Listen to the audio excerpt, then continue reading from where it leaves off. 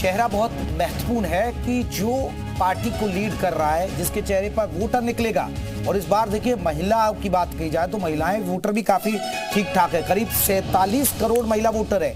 और 18 से 19 साल के जो 2 करोड़ नए वोटर जुड़े हैं, सोचिए 2 करोड़ मतदाता है। लेकिन ये महिला आधी आबादी की हम बात करें, इसकी बहुत भूमिका, यूथ की बहुत भूमिका है। लेकिन ये भरोसा किस पर करेगी, किस चेहरे पर बात करेगी, अब इसी पर हम बात कर रहे हैं। हमारे साथ लगातार खास मेहमान जुड़े हैं। एक बार जल्दी से परिचय करा दूं। अनु पासवान कांग्रेस की तरफ से, नेहा यादव सपा की तरफ से, हरीश चंद्र श्रीवास्तव जी हमारे साथ बीजेपी की तरफ से है। लेकिन मैं अनु जी का रुख करूंगा सबसे पहले। अनु जी, एक सबसे बड़ी बात है कि चेहरा वो भरोसे वाला, गारंटी वाला मैम है आपके पास, और कौन होगा अभी तो पता ही नहीं है। गठबंधन है, इनके पास तो एक ब्रांड है, मोदी।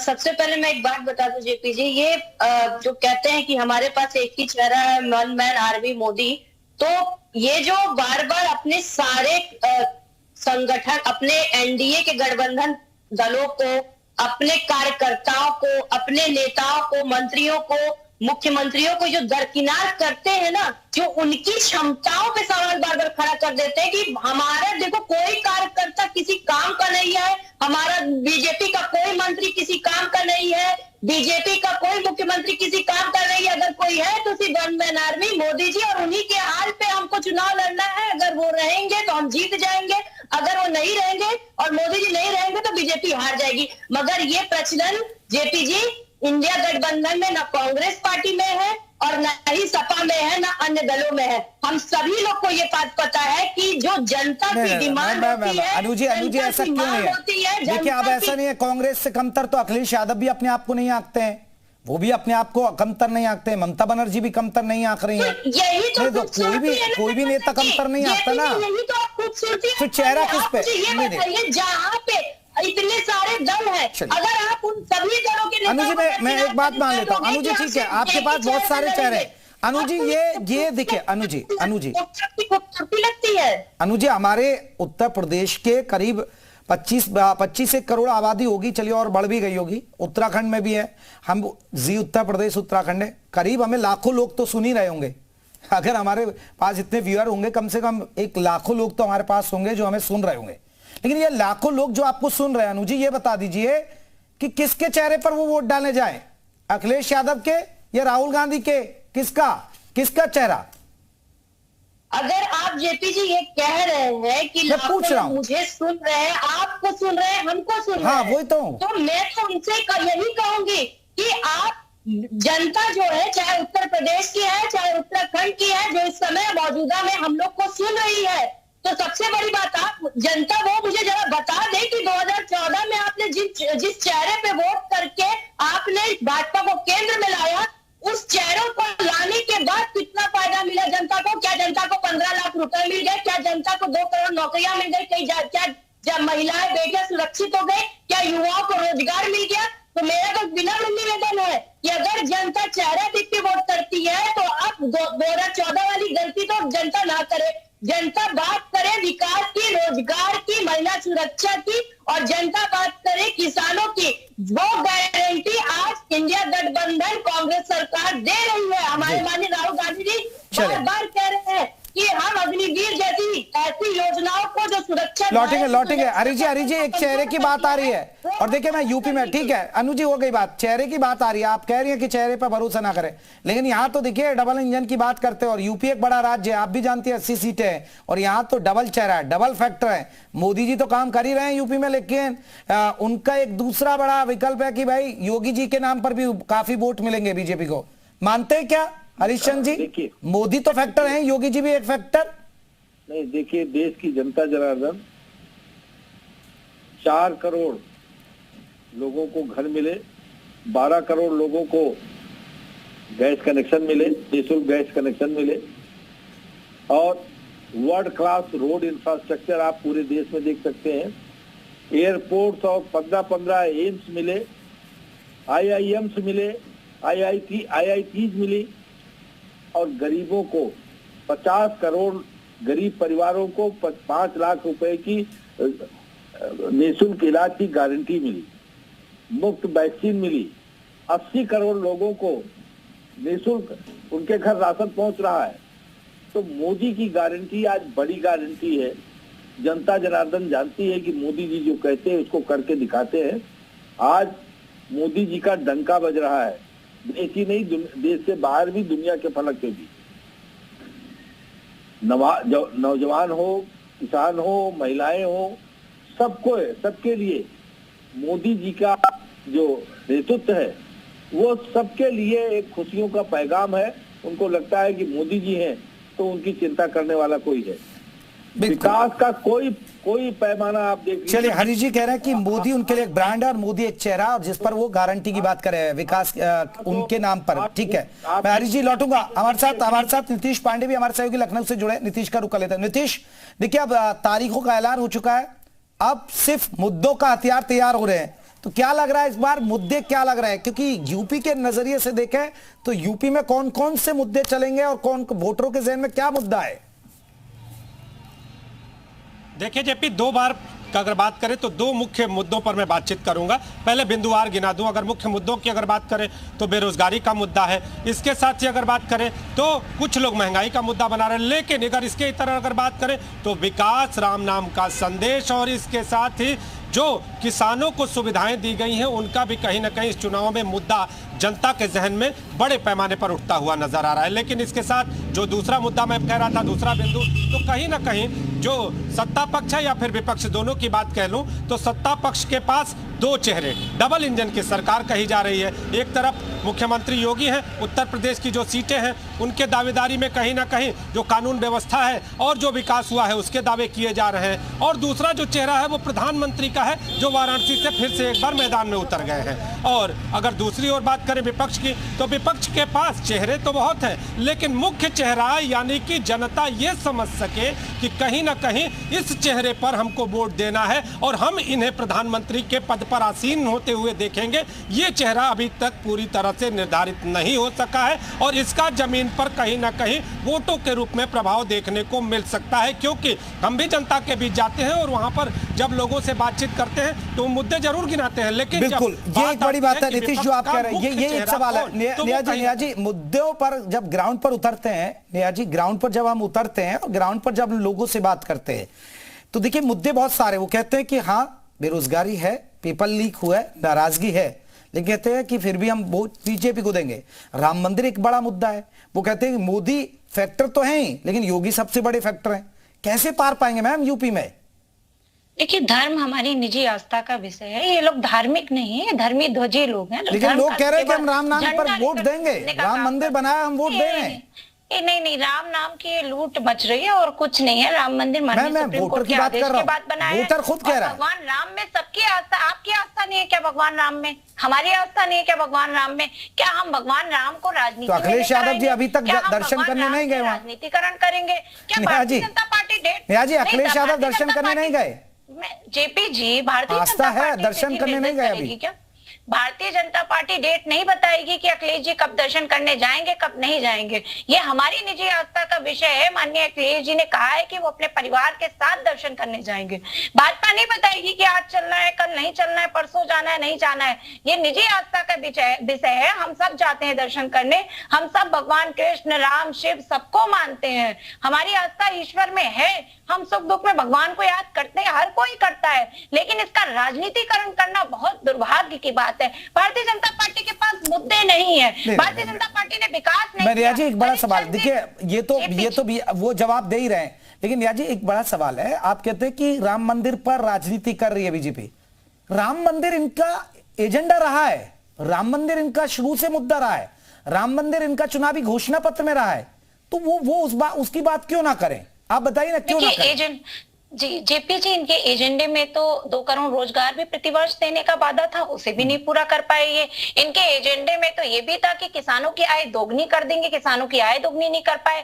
कृषि एमएसपी का वादा था, वो भी पूरा नहीं कर पाए। कृषि सब्सिडी का वादा था, वो भी पूरा नहीं कर पाए। गन्ना किसानों का भुगतान नहीं कर पाए। एजुकेशन सेक्टर में शिक्षा के बजट नहीं बढ़ा पाए। रोजगार तो दे ही नहीं सके। स्वास्थ्य की व्यवस्थाएं बिल्कुल बदहाल है। आपने देखा कैसे उत्तर प्रदेश में केजीएमयू में एक कुत्ता हाथ मास्क लेकर के घूम रहा था। ये बीभत्स चीजें उत्तर प्रदेश में देख रहे हैं आप। और आपने देखा फिरोजाबाद में कैसे एक महिला अधिकारी जब जाती है, अचानक रेड डालती है एक मेडिकल सरकारी अस्पताल का, तो उसमें एक्सपायरी दवाइयां मिलती है। सोचिए आप, ये सरकार कितनी निर्लज और बेशरम है। उप मुख्यमंत्री जिनके पास हरि जी को लाइए। हरि जी देख ले, आपकी खामियां गिना रहे हैं, ये पोल खोल रहे हैं। जेपी जी, जैसे इनकी दवाइयां एक्सपायरी हो गई है, वैसे ये सरकार भी एक्सपायरी हो गई है और निश्चित ही ये एक्सपायरी सरकार को हटाने का काम जनता करेगी, आप सब्र करिए।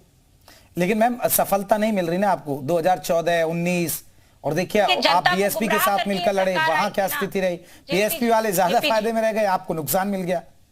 जेपी जी, जनता को गुमराह करने का कर की ये सरकार आई थी। इन्होंने बड़े बड़े वादे किए थे, जनता को धोखा दिया है, जनता समझ रही है। मैंने कहा ना, जिन मुद्दों पे, जिन वादों पे ये सरकार आई, उसका 1% भी पूरा नहीं कर पाई है। अनु पासवान एक बड़ा मुद्दा है, मतलब ग्राउंड की बात है। अगर आंकड़ों की बात करें मैम, 120% सिलेंडर का दाम बना दिया, आटा। ठीक है, हो गई बात, मैं आ रहा हूं, बहुत मौका दे दिया। अनु जी, एक आंकड़ों की बात करें, यूपी में आप कहां खड़े हैं? कांग्रेस कहां खड़ी है मैम? 1 सीट बची है आपकी। अब वहां गांधी परिवार लड़ता था, उसमें भी अब सस्पेंस आ गया। जेपी जी, आंकड़ों की अगर हम बात करें तो मुझे लगता है कि अगर यूपी की बात हो रही है, इस तरफ के राज्यों की बात हो रही है, तो मुझे लगता है साउथ की भी बात होनी चाहिए कि साउथ में आंकड़ों पे बीजेपी कहां खड़ी है। और जो बार बार साउथ की सीटों को इस तरीके से अनदेखा कर दिया जाता है, आप मुझे ये बताइए आज की डेट में साउथ में बीजेपी क्यों नहीं अपना जमीन बना पा रही है? क्यों वहां की जनता लगातार बीजेपी को दरकिनार कर रही है? अनुजी, मैं इसलिए आपसे सवाल कर रहा हूँ। अनुजी, ये वो यूपी है जो गांधी परिवार की जड़ें रही हैं, परंपरागत सीटें रही हैं। अनुजी, आप लोगों ने लंबे वक्त तक यहाँ शासन किया है। नहीं बीजेपी, हम तो बार बार आपसे कह ही रहे हैं। अरे अनुजी, हम तो आपकी चिंता को जाहिर कर रहे हैं कि देखिए आपकी स्थिति क्या है। कर लीजिए, नहीं इसमें कोई चिंता की बात नहीं है, हम कहीं से भी चिंतित नहीं है। हमें अपने एजेंडों पे भी भरोसा है, अपने अपने कार्यों पे भी भरोसा है। कांग्रेस पार्टी ने जो लगातार भारत की आजादी के बाद 80 सीटों में से आप लोग कितने जीत जाएंगे? यहाँ 80 सीटों में से यूपी में कितनी सीटें? इंडिया गठबंधन 80 पे 80 सीट जीतेगी और सिर्फ यूपी में नहीं, हर जगह पूरे भारत में गठबंधन जगह जगह भारी बहुमत से जीता है। हरि जी सुना, अनु पासवान कांग्रेस की प्रवक्ता कह रहे हैं कि 80 सीट हम यूपी में जीत रहे हैं सपा के साथ मिलकर। वो एक सीट बता दे जहां कांग्रेस को ये विश्वास होगा मैं सीट जीत जाएगी, तो मुझे लगता है कि ये बहुत बड़ी बात होगी। अनुजी, एक सीट बता दीजिए इनको। अनुजी, एक सीट बता दीजिए पहले। हरि जी बता रही हूँ, एक सीट कौन सी जीत गए जो आपको आपके मन में आ रहा हो, सबसे पहले आ रहा हो कि देखिए ये सीट हम जीत गए। हमने जब 80 पे 80 सीट कह दी तो हम बीजेपी के कहने पे अपनी सीट अपने आंकड़े नहीं गिनाने वाले। अरे वो एक पूछ रहे हैं, वो एक सीट का नाम पूछ रहे हैं अनुजी। हम तो अनुजी वो एक सीट का नाम पूछ रहे हैं आपसे, सिर्फ एक बता दे कि जो जीत जाएंगे पहले।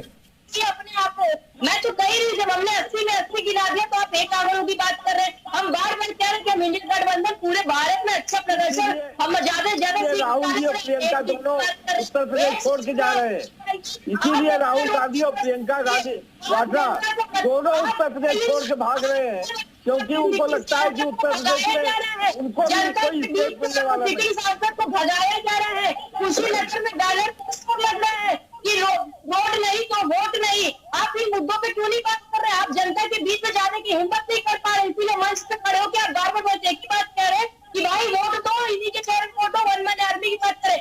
आप बीजेपी के सांसद, मंत्री, मुख्यमंत्री, कार्यकर्ताओं में इतनी हिम्मत नहीं कि जनता के बीच में जाके युवाओं से जाकर कह दे कि तुम हमको वोट दो। आज युवा खड़ा है अपने लिए और युवा साफ कह रहे हैं कि बीजेपी भारतीय जनता पार्टी के नेता, मुख्यमंत्री, प्रधानमंत्री सब जनता जनार्दन के साथ संवाद कर रहे हैं, सब जन के बीच है। ये तो कांग्रेस से जनता जनार्दन पूछ रहे कि उनके लीडर इस चुनाव के दौरान भी कहाँ गायब है।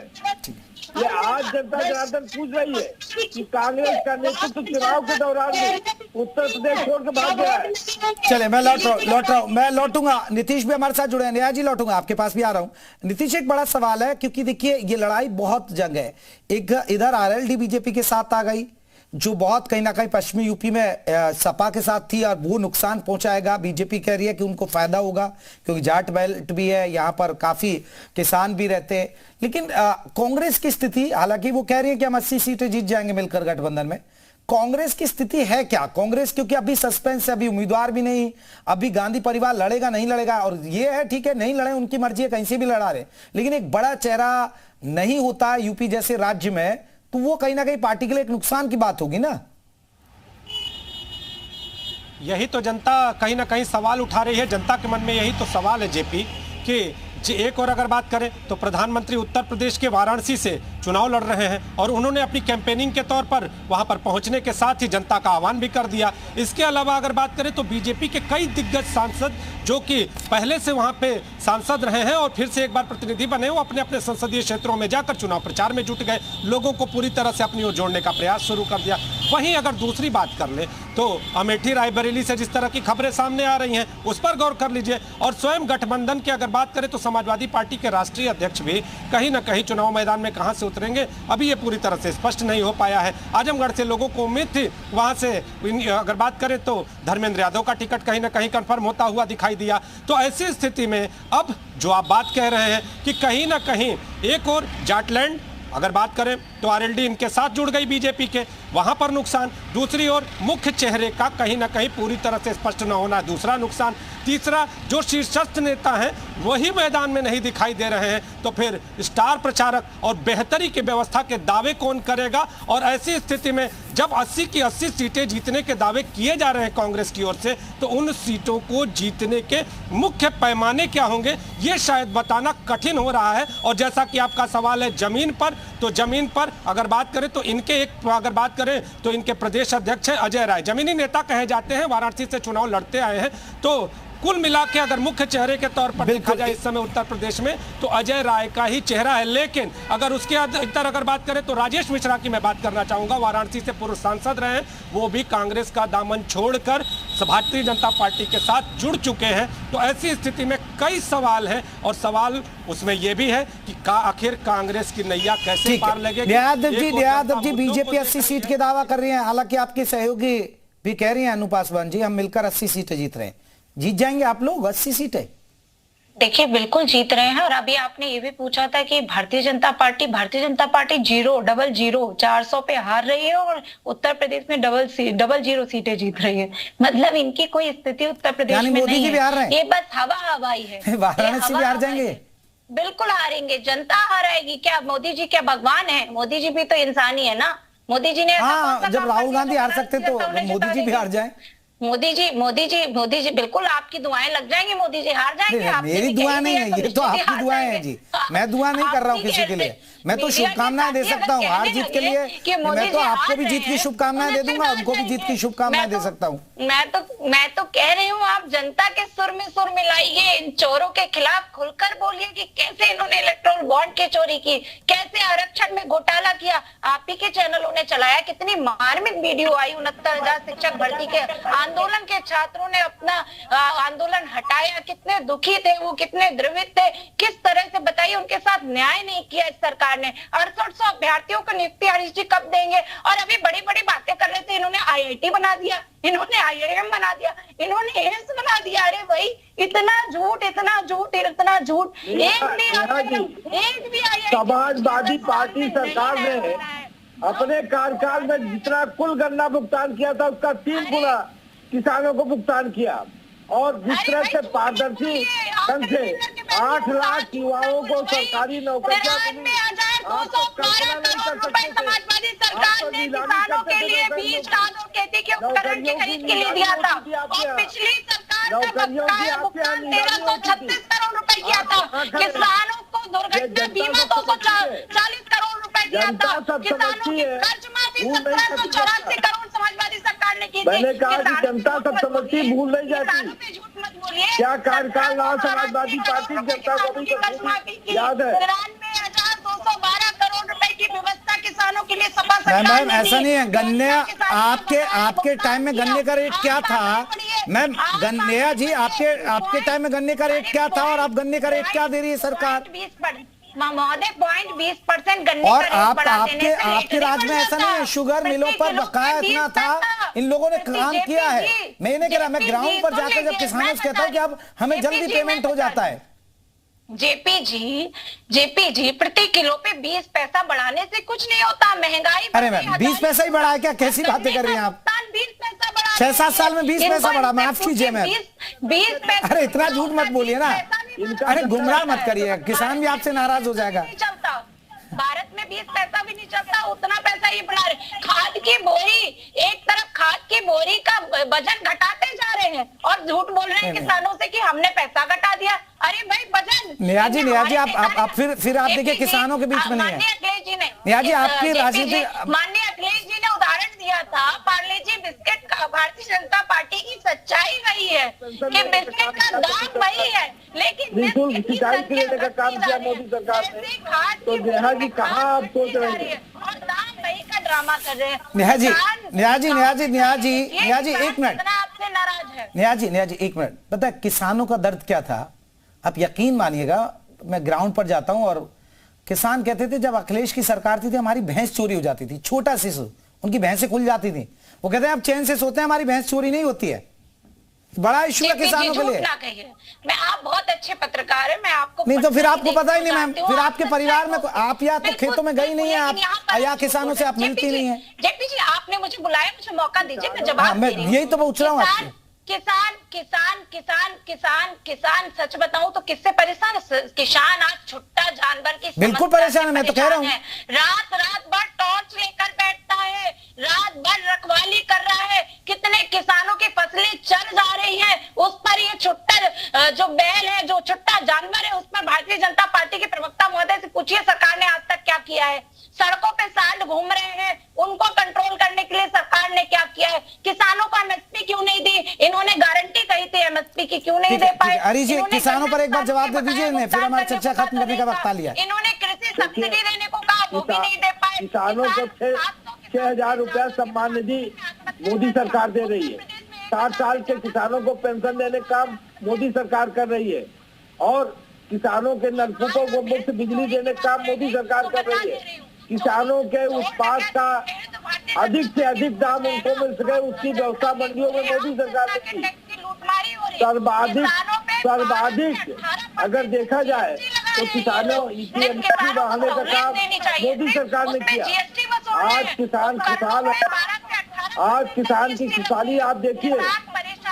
यही कारण है कि 22 में किसान आंदोलन करता है तो ये लाठी और गोली और बम नहीं, मारते हैं। नेहा जी भैंस तो चोरी होती थी, आप मानिए, किसानों की तो छोड़िए, आपके आजम खान की भी भैंस चोरी हो गई थी आपके मंत्री की। ये गलत बात है, ये झूठ है, कहीं नहीं, ये गलत मत बोलिए। नहीं, अरे मैडम आप फिर मैं आपसे अनुरोध करूंगा, फिर आप शायद मुझसे ज्यादा नहीं घूमती है यूपी, आप जरूर देखिएगा इलेक्शन की राम शो मैम, आपको पता चल जाएगा किसान क्या कहते हैं। बहुत बहुत शुक्रिया आप सभी मेहमानों का। 2024 का चुनाव किन मुद्दों पर दाव, यही हम कर रहे थे, मुद्दा, चेहरा, यूथ, वोटर, तमाम पहलुओं पर हम बात करें, लेकिन आप जनता है।